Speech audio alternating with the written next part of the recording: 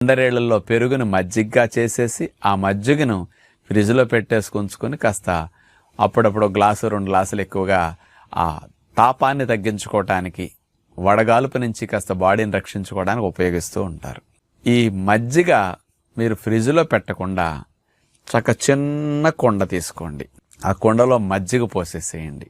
అందులో కాస్త కొత్తిమీర, పుదీనా వేయండి ఆ మజ్జిగలో. దీంతో పాటు కొద్దిగా జీలకర్ర పొడి కూడా వేసుకోండి.